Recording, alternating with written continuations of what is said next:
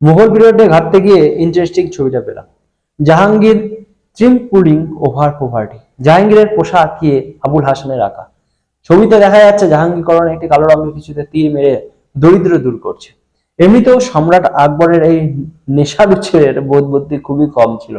আকবরের রাজসভায় শক্তিশালী লবির সাহায্য নিয়ে সিংহাসন পায় বটে, তবে কাজকর্ম বিশেষ কিছু করতো না। রাজকার্য যা করার তা লুট করে আনা বউ নূরজাহানই করে দিত। জাহাঙ্গীর সারাদিনের আফিং এর নেশায় চুর হয়ে পড়ে থাকতো, আর যেটা করতো সেটা হলো পোষা আকিয়াদের দিয়ে আঁকানো নানান ছবিতে জামা জুতো পরে একটি গোলকের উপর আহ্লাদি হয়ে চলে বসতো। আসলে প্রাচীন যুগের পরে এই জাহাঙ্গীরের আমলে ভারতের আবার পূর্ণাঙ্গ খোলক তৈরির কারিগরি ক্ষমতা লাভ করে কারিগররা। এই জন্যই সম্ভবত জাহাঙ্গীরের এই গোলক ফিনিশ ছিল। গোল মতো কিছু পেলেই তার উপরে উঠে বসতে চাইতো। বোকাশোকা লোকের আশ্চর্যজনক কিছু পেলে যেভাবে মজে যায় আর কি।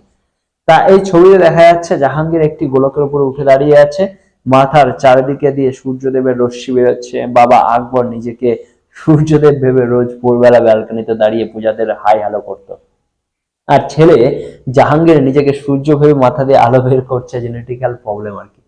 এইদিকে সেই গোলকের মধ্যে একটি সিংহ আর একটা ছাগল একসঙ্গে চুপচাপ বসে আছে। এরা সম্ভবত সম্রাটের দাপটে বাঘে গরুতে এক ঘাটে জল খায় টাইপ কিছু বোঝানোর জন্য আঁকা হয়েছে। গোলকের তলায় আবার মৎস্য পুরুষ টাইপ কেউ শুয়ে আছে দেখছি। হতে পারে বিষ্ণুর অবতার প্রসঙ্গ টানা হয়েছে এখানে।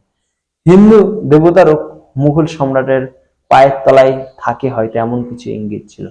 এইদিকে উপরে দুটি পরীর ছানা একটা রাজমুকুট নিয়ে পাগড়ির উপর পরানোর জন্য উড়ে আসছে।